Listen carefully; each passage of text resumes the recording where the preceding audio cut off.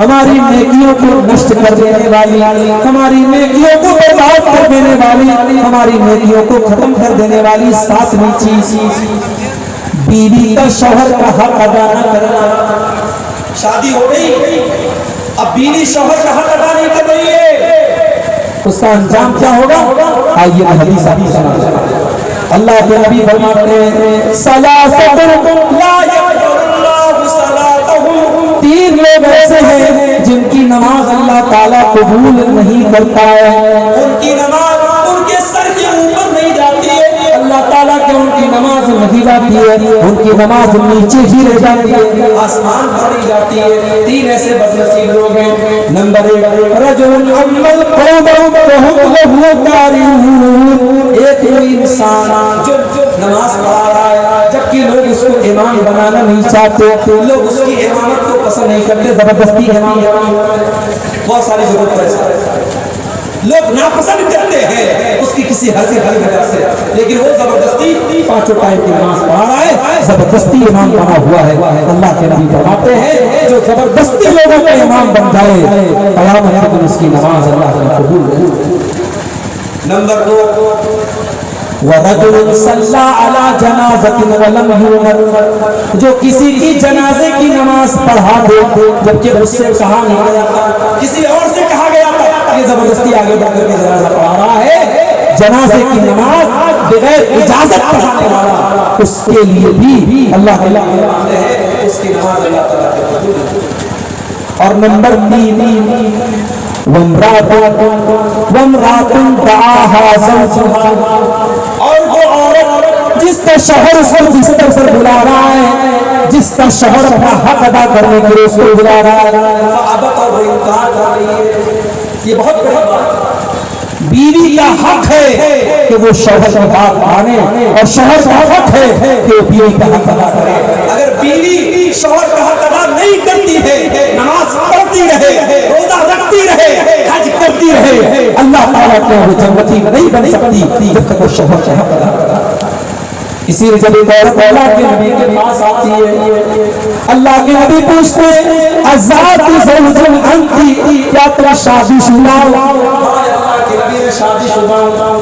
آپ نے فرمایا کہ تم اپنے شوہر کے ساتھ کیسا سلوک کرتی ہو؟ کہتی ہے اللہ کے نبی میں اپنے شوہر کے ساتھ بہت اچھا سلوک کرتی ہوں، میں خوش رکھتی ہوں اس کو۔ آپ نے فرمایا کان کھول کر کے سن لو، انما هو جنتک و نارک، تمہارا شوہر تمہاری جنت ہے اور تمہارا شوہر تمہاری جہنم بھی ہے۔ تم اسے خوش رکھو گی، اس کی خدمت کرو گی، اس کی اطاعت کرو گی تو جنت میں جاؤ گی، اور شوہر کا حق ادا نہیں کرو گی، شوہر کو ناراض کرو گی، شوہر کی فرما برداری نہیں کرو گی تو وہی شوہر تمہارے لیے جہنم بن جائے گا۔ آج بہت ساری عورتیں جلسے میں جاتی ہیں، تقریر سنتی ہے رات میں، مگر شوہر سے ڈھنگ سے بات نہیں کرتی، شوہر سے سیدھے منہ بات نہیں کرتی ہے۔ میری ماں اور بہنوں، آپ کی نماز، آپ کی دینداری بیکار ہے اگر آپ کا شوہر آپ سے خوش نہیں ہے، اگر آپ اپنے شوہر کو خوش نہیں رکھتی ہے اور اس کا حق ادا کرتا ہے۔ اور آگے بڑھیے، نمبر 7، ساتویں چیز جو ہماری نیکیوں کو برباد کر دینے والی ہے، عورت کا خوشبو لگا کر کے گھر کے باہر نکلنا۔ اللہ کے نبی فرماتے ہیں لا يقبل اللہ صلاۃ امرأۃ تتطیب لهذا المسجد، جو عورت مسجد میں خوشبو لگا کر کے آتی ہے، بڑے غور سے سننا میرے بھائیوں، میری ماں بہنوں، اگر پنڈال کے اندر آپ میری باتوں کو سن رہی ہیں تو آپ بھی غور سے سننا، جو عورت مسجد میں نماز پڑھنے کے لیے آ رہی ہے، اللہ کے نبی اس کے بارے میں فرما رہے ہیں جو عورت خوشبو لگا کر کے آتی ہے مسجد میں نماز پڑھنے کے لیے، اس کی نماز اللہ تعالیٰ قبول نہیں کرے گا حتی ترجع فتغتسل غسلها للجنابہ، جب تک کہ وہ گھر جا کر کے غسل نہ کر لے۔ کون سا غسل؟ جو غسل جنابت ہوتا ہے، جب عورت ناپاک ہو جاتی ہے، ناپاک ہونے کے بعد جو وہ غسل کرتی ہے سر سے پیر تک نہاتی ہے، جب تک وہ غسل نہیں کر لے گی خوشبو لگانے والی عورت، تب تک اس کی نماز اللہ تعالیٰ قبول نہیں کرے گا۔ جب نماز کے لیے آنے والی عورت خوشبو نہیں لگا سکتی تو جلسے کے جانے والی عورت خوشبو کیسے؟ عقیقہ اور شادی کی دعوت میں جانے والی عورت دنیا بھر کے پرچیوں میں خوشبو لگا کر کیوں جا رہی ہے؟ اگر نماز کے لیے آنا حرام ہے تو جلسے میں خوشبو لگا کر کے آنا حرام ہے۔ مجھے افسوس ہوتا ہے آپ کے علاقے میں، مجھے لوگوں نے بتایا کہ کہیں پر جلسہ ہوا تھا، بہت بڑا جلسہ ہوا تھا، لاکھوں کا خرچ ہوا تھا، مگر جلسے میں مانوس چھلونا آدمی نہیں تھے۔ میں نے پوچھا کیوں نہیں تھے؟ بولے عورتیں نہیں آئے، عورتوں کا انتظام نہیں تھا تو مرد حضرات نہیں آئے۔ پتہ یہ لگا کہ جلسے میں مردوں کی اور نوجوانوں کی بڑی تعداد اس لیے آ رہی ہے کیونکہ عورتوں کا جنگت ہوتا ہے، جوان لڑکیاں ہیں، خوبصورت کپڑے پہن کر کے، سج کر کے، سور کر کے، جویلری وغیرہ پہن کر کے اور میک اپ کر کے آ رہی ہیں، اور دکانیں لگی ہیں، سڑکوں پر نوجوان لڑکے بھی ٹہل رہے ہیں، لڑکیاں بھی ٹہل رہی ہیں۔ میرے بھائیو، یہ منظر بڑا نامناسب ہے، یہ چیز بڑی نامناسب ہے۔ اللہ کے نبی فرما رہے ہیں جو عورت نماز کے لیے آ رہی ہے خوشبو لگا کر، اس کی نماز اللہ تعالیٰ قبول نہیں کرے گا۔ جو عورت جلسے میں آتی ہے، اپنی بہنوں سے کہنا چاہوں گا سمپل ڈریس میں آؤ، سادہ کپڑے میں آؤ، خوشبو کے بغیر آؤ، اور پردے کے اندر آؤ، اور تقریر سن کر کے واپس اپنے گھر چلی جاؤ۔ جلسوں کو تماشا مت بناؤ میرے بھائیوں۔ جلسوں آج کتنے جلسے ہیں، مجھے لوگ بتاتے ہیں مولوی صاحب آج جلسے میں ایک لڑکا لڑکی پکڑے گئے، آج جلسے میں ایک لڑکا لڑکی رنگ رنگیاں کرتے ہوئے اور آپس میں ایک دوسرے سے ملتے ہوئے پکڑے گئے۔ مجھے یہ خبریں سن کر کے اللہ کی قسم بڑا افسوس ہوتا ہے۔ یہ جلسہ ہے میرے بھائی، یہ دین کا پروگرام ہے، اور آج آپ کے سیمانچل میں ان جلسوں کی کیا شکل بنا دی۔ ہمیں اس پر بھی غور کرنا چاہیے، ہمیں اپنے جلسوں کی بھی اصلاح کرنی چاہیے۔ ہم اپنے گھر کی عورتوں کو اگر جلسے میں لاتے ہیں تو سختی کر کے لائیں، جلسے میں جانا ہے مگر سمپل طریقے سے جانا ہے۔ اپنی جوان لڑکیوں کو آپ تاکید کر دیں، دیکھو ہمیں سادہ طریقے سے جانا ہے، سج کر کے، سمجھ کر کے، میک اپ کر کے، خوشبو لگا کر کے نہیں جانا ہے۔ جب مسجد میں نماز پڑھنے کے لیے جانا حرام ہے تو جلسے میں بھی سج سمجھ کر کے آنا کسی اور کے لیے جائز نہیں ہے۔ اور آگے تو خوشبو لگا کر جو عورت آتی ہے اس کا معاملہ بھی آپ نے سن لیا۔ اسی طریقے سے میرے بھائیوں نیکیوں کو برباد کر دینے والی ایک اور چیز، اور وہ چیز یہ ہے کہ انسان اکیلے تنہائی میں جہاں کوئی دیکھنے والا وہاں وہ گناہ کرے، وہ ناجائز کام کرے، وہ حرام کام کرے۔ اکیلے اور تنہائی میں کیے جانے والے گناہ بھی انسان کی نیکیوں کو برباد کر دیتے ہیں۔ اور میں جو حدیث سنانے جا رہا ہوں آپ اس حدیث کو بڑے غور سے سنیے گا۔ اور آپ کے ہاتھوں میں موبائل ہے، آپ سب کے ہاتھوں میں موبائل ہے، میں جانتا ہوں آج 3 سال کے بچے سے لے کر 70 سال کے بوڑھے کے ہاتھ میں موبائل اور اسمارٹ فون ہے۔ موبائل چلانے والے اس حدیث کو غور سے، موبائل چلانے والی ہماری نوجوان بہنیں، ہماری قوم کی لڑکیاں بھی اس حدیث کو غور سے سنیں، ہمارے نوجوان بھائی بھی سنیں۔ حدیث کے راوی کون ہے؟ حضرت ثوبان رضی اللہ عنہ۔ حضرت ثوبان کہتے ہیں اللہ کے نبی نے فرمایا لَأَعْلَمَنَّ أَقْوَامًا مِّنْ أُمَّتِي يَأْتُونَ يَوْمَ الْقِيَامَةِ، میں اپنی امت کے کچھ ایسے لوگوں کو جانتا ہوں جو قیامت کے دن آئیں گے، پہاڑوں کے برابر نیکیاں لے کر کے آئیں گے، پہاڑوں کے برابر نیکیاں لے کر کے آئیں گے، فَيَجْعَلُهَا اللَّهُ عَزَّ وَجَلَّ هَبَاءً مَّنثُورًا، لیکن اللہ تعالیٰ ان کی نیکیوں کو برباد کر دے گا، ان کی نیکیوں کو اللہ تعالیٰ کی کوئی گنتی نہیں ہوگی۔ صحابہ نے پوچھا اے اللہ کے نبی وہ کون سے بدنصیب لوگ ہوں گے جو پہاڑوں کے برابر نیکیاں لے کر کے آئیں گے مگر ان کی نیکیاں برباد ہو جائیں گے؟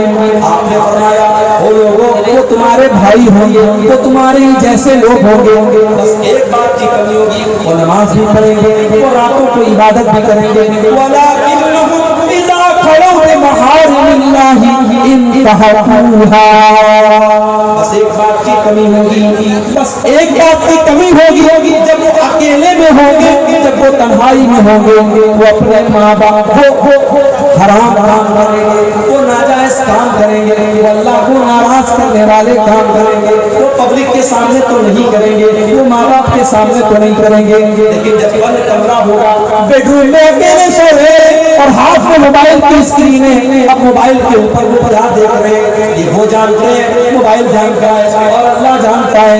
وَلَٰكِنَّهُمْ إِذَا خَلَوْا بِمَحَارِمِ اللَّهِ انتهكوها، ان کی تنہائی گناہوں سے بھری ہے۔ کتنے علماء ہیں، کتنے قرآن کے حافظ ہیں، کتنے حاجی ہیں، کتنے 70 سال کے بوڑھے ہیں جو آج موبائل پر گندی چیزیں دیکھ رہے ہیں۔ آج موبائل نے ہماری نیکیوں کو ڈسٹرائے کر دیا، ہماری نیکیوں کو برباد کر دیا۔ اور ایک بات کان کھول کر کے سنو، ہو سکتا ہے ہم موبائل سے سارا ڈاٹا کلیئر کریں، ہو سکتا ہے ہمارے یہ چینل والے، ہمیں ایک بھائی نے بتایا کہ آپ نے تھوڑی سی سختی کی ہے تو کچھ چینل والوں نے اپنے چینل کا نام بدل دیا ہے تاکہ آپ پکڑ نہ سکے، گندے تھمبنیل تو نہیں ہٹے، نام بدل دیا ہے۔ آج ہو سکتا ہے یہ 420 کر کے دنیا والوں کی نظروں میں سرخ ہو سکتا ہے ہم اپنے کروم کے براؤزر کی ہسٹری ڈیلیٹ کر دیں، ہو سکتا ہے واٹس ایپ کی چیٹنگ ڈیلیٹ کر دیں، ہو سکتا ہے ہم فیس بک کے میسنجر کی چیٹنگ ڈیلیٹ کر دیں، مگر نگران کاتب اللہ کے فرشتے جو ریکارڈ کر رہے ہیں میرے بھائی، اس ریکارڈنگ کو آپ کہاں سے ہٹائیں؟ وَإِنَّ عَلَيْكُمْ لَحَافِظِينَ كِرَامًا كَاتِبِينَ يَعْلَمُونَ مَا تَفْعَلُونَ، ہمارے کرامن کاتبین، ہمارے فرشتے ہماری ایک ایک ایکٹیویٹی کو ریکارڈ کر رہے ہیں، ایک ایک حرکت کو نوٹ کر رہے ہیں۔ فرشتوں کا لکھا کیسے مٹاؤ گے میرے بھائی؟ فرشتوں جو ایک ایک حرکت کو لکھو۔ اس لیے خبردار ہو جاؤ اور اپنی تنہائی کرنا ہو سکتا ہے۔ تنہائی میں کیے جانے والے گناہ ہماری نیکیوں کو کھائے۔ اسی طریقے سے ایک اور چیز ہے جو ہماری نیکیوں کو برباد کر دیتی ہے، اور وہ کیا ہے؟ رشتہ دار سے رشتہ کاٹنا۔ رشتہ دار سے رشتہ کاٹنے والے کی نیکیاں بھی برباد ہو جائیں گی۔ اللہ کے نبی فرماتے ہیں لا يدخل الجنة قاطع رحم، رشتہ کاٹنے والا جنت میں نہیں جائے گا۔ بھائی بھائی سے رشتہ کاٹ کے بیٹھا ہے، چاچا بھتیجے سے رشتہ کاٹ کے بیٹھا ہے، بھائی بہن سے رشتہ کاٹ کے بیٹھا ہے، باپ بیٹے سے رشتہ کاٹ کے بیٹھا ہے۔ کان کھول کر کے سن لو میرے بھائی، رشتہ کاٹنے والا جنت میں نہیں جائے گا۔ اس لیے اگر آپ نے کسی سے رشتہ کاٹا ہے تو جاؤ صلح کر لو، صفائی کر لو، معافی مانگ لو، اس سے پہلے کہ معافی مانگنے کا ٹائم ختم ہو جائے میرے بھائیوں، جا کر جاؤ۔ اور آپ کے بات اللہ کے نبی فرماتے ہیں صحیح مسلم کی روایت، ہر سوموار کے دن اور ہر جمعرات کے دن، ہر منڈے کو اور ہر تھرسڈے کو، ہر سوموار اور ہر برہسپتی وار گروار، ہفتے کے 2 دن جنت کے دروازے کھول دیے۔ اللہ کے نبی فرما رہے سوموار کے دن، جمعرات کے دن جنت کے دروازے کھول دیے جاتے ہیں، اور ہر اس انسان کی بخشش کر دی جاتی ہے، ہر اس انسان کو معاف کر دیا جاتا ہے جو اللہ کے ساتھ شرک نہ کرتا ہو، جو شرک نہ کرتا ہو، اس کو معاف کر دیا جاتا ہے، سوائے 2 لوگوں کے۔ اگر آپ کے گاؤں میں ایسے کوئی 2 لوگ ہو تو سن لے، وہ اللہ کے نبی نے فرمایا 2 لوگوں کی بخشش نہیں ہے۔ جن کے درمیان آپس میں کینہ کپٹ، جن کے درمیان آپس میں دشمنی ہو، کینہ ہو، ان کی بخشش نہیں ہوتی ہے، نہ سوموار کے دن ہوتی ہے، نہ جمعرات کے دن ہوتی ہے۔ اللہ فرشتوں سے کہتا ہے انظروا هذه حتى يستريها، انظروا هذه حتى يستريها، اے میرے فرشتوں ان کے اوپر نظر رکھو، اگر یہ صلح کر لیں، اگر یہ میل ملاپ کر لیں تب تو ان کو جنت میں ڈالنا ہے، تب تو ان کی بخشش کرنا ہے۔ اور اگر یہ آپس میں جھگڑا رکھیں گے، اگر آپس میں یہ لڑتے رہیں گے تو پھر ان کی بخشش نہیں ہوگی۔ میرے بھائیوں آپس میں کینوں کو ختم کر دو، دشمنیوں کو ختم کر دو۔ ضروری نہیں ہے کہ جب آپ صحیح ہو تبھی ختم کر دو، جب آپ غلط ہو تبھی ختم کر دو، آپ صحیح ہے، سامنے والا غلط ہے، آپ کو پتہ ہے وہ غلط ہے، مگر جھگڑا ختم کرنے کے لیے اگر آپ کیس کو ختم کر دیں، جھگڑے کو ختم کر دیں اور معاملے کو ختم کر دیں، اللہ کے نبی فرماتے ہیں میں گارنٹی لیتا ہوں جنت کے بیچوں بیچ ایک مکان کی اس انسان کے لیے جو حق پر رہنے کے بعد بھی جھگڑا چھوڑ دے۔ تو میرے بھائیوں، یہ چند چیزیں تھی جو میں نے آپ کے سامنے بیان کیا۔ یہ وہ گناہ ہیں کہ اگر ہم ان سے بچیں گے تو انشاءاللہ ہماری نیکیاں سیف رہیں گی، اور اگر ہم ان گناہوں سے نہیں بچے تو ہماری نیکیاں ڈسٹرائے ہو جائیں گی، ہماری نیکیاں برباد ہو جائیں گی۔ یہ چند سوالات آئے ہیں، یہ دیکھ لیتے ہیں۔ ایک سوال آیا ہے کہ ایک ہی گناہ بار بار کر رہے ہیں، گناہ کے بعد شرمندہ ہوتے ہیں لیکن پھر بھی وہ گناہ ہو جاتے ہیں، اس کا سولوشن کیا ہے؟ دیکھیے گناہ اگر آپ کر رہے ہیں اور آپ کو یہ احساس ہے کہ آپ گناہ کر رہے ہیں، بہت غور سے سنیے، اگر گناہ کے بعد یہ احساس ہے کہ ہم گناہ کر رہے ہیں، یہ احساس بھی بہت بڑی نعمت ہے، یہ احساس بھی بہت بڑی نعمت ہے۔ اگر گناہ کے بعد انسان کو شرمندگی ہو رہی ہے کہ میں گناہ کر رہا ہوں، یہ بہت بڑی نعمت ہے۔ اس کا مطلب کہ انسان ابھی صحیح راستے پر ہے، ابھی ٹریک پر ہے، ابھی واپس آ سکتا ہے۔ تو جب بھی آپ یہ احساس ہو، آپ توبہ کریں۔ اب جب آپ توبہ کریں گے تو توبہ کے اندر تین چیزیں ہونا ضروری ہے۔ توبہ کا مطلب کیا ہوتا ہے؟ آپ گاڑی چلا رہے ہیں، گاڑی کو موڑ لینا، گاڑی کو یو ٹرن لے لینا، یہ توبہ ہے۔ توبہ کا مطلب کیا ہے؟ آپ غلط راستے پہ جا رہے تھے، اب آپ سیدھے راستے پہ چلے آئے، واپس چلے اپنے راستے پہ واپس چلے۔ تو توبہ کے اندر تین شرط ہے۔ پہلی شرط انسان کو اپنے غلط کام پر شرم آئے، شرمندگی ہو۔ دوسری شرط اس گناہ کو فوراً چھوڑ دے، اور تیسری شرط آئندہ اس گناہ کو پکا نہ کرنے کا پکا ارادہ کرے۔ آپ کمٹمنٹ کیجیے اللہ تعالیٰ۔ جب آپ توبہ کیجیے نا تو کمٹمنٹ کیجیے۔ جیسے ہمارے بہت سارے نوجوان لڑکے ہوتے ہیں، وہ ماسٹربیشن اپنے ہاتھوں سے زنا کرتے ہیں، اور ایک بڑی تعداد میں ہمارے نوجوان لڑکے اس گندگی میں مبتلا ہیں۔ اور ڈاکٹروں کی بات تو میں نہیں جانتا، لیکن حکیموں کا کہنا ہے کہ یہ نوجوان لڑکوں کی شادی شدہ زندگی کے لیے یہ چیز بڑی خطرناک ہے۔ جو لڑکے اس بیماری میں مبتلا ہوتے ہیں، آگے جب شادی ہوتی ہے ان کی شادی شدہ زندگی برباد ہو جاتی ہے۔ تو اگر کوئی نوجوان ہمارا بھائی اس گندگی میں پڑا ہوا ہے، میں بڑے درد کے ساتھ اس سے کہتا ہوں، تم رات میں اٹھو اور وضو کر کے تہجد کی نماز پڑھو، اور تہجد کی نماز پڑھ کے اللہ کی بارگاہ میں گڑ گڑا کے دعا کرو کہ اللہ یہ گندی عادت مجھے چھوڑا۔ اور اگر یہ گندی عادت آپ کو موبائل کی وجہ سے ہو رہی ہے، آپ قسم کھا لیجیے کہ رات میں عشاء کے بعد موبائل نہیں چلاؤں۔ آپ قسم کھا لیجیے کہ میں رات میں انٹرنیٹ استعمال نہیں کروں گا۔ جب تک آپ ایسا کوئی کمٹمنٹ نہیں کریں گے، آپ برائی پر کنٹرول نہیں پا سکتے۔ شیطان ہماری خون کی رگوں کے ساتھ دوڑ رہا ہے، شیطان ہم سب کے ساتھ لگا ہوا ہے میرے بھائیوں، اس لیے ہمیں اپنے آپ کو مضبوط کرنا ہوگا۔ ایک سوال یہ آیا ہے کہ منبر جو ہے وہ پتھر کا ہونا چاہیے یا لکڑی کا؟ جیسے بہت ساری مسجدوں میں پتھر کا منبر ہے، جیسے جامعہ سعدیہ اور جامعہ امام ابن تیمیہ میں، تو منبر جو ہے وہ وہاں پہ پتھر کا بنا ہوا ہے۔ دیکھیے اللہ کے رسول صلی اللہ علیہ وسلم کے زمانے میں پہلے جب آپ خطبہ دیتے تھے تو لکڑی کے تنے پر، اور بعد میں ایک عورت اللہ کے نبی سے خواہش آئی تھی کہ میں چاہتی ہوں کہ آپ اس لکڑی کے تنے کے بجائے منبر، اور اس نے اس کا لڑکا جو بڑائی کا کام کرتا تھا، کارپینٹر تھا، اپنے بیٹے سے کہہ کے اس نے خوبصورت لکڑی کا منبر بنوا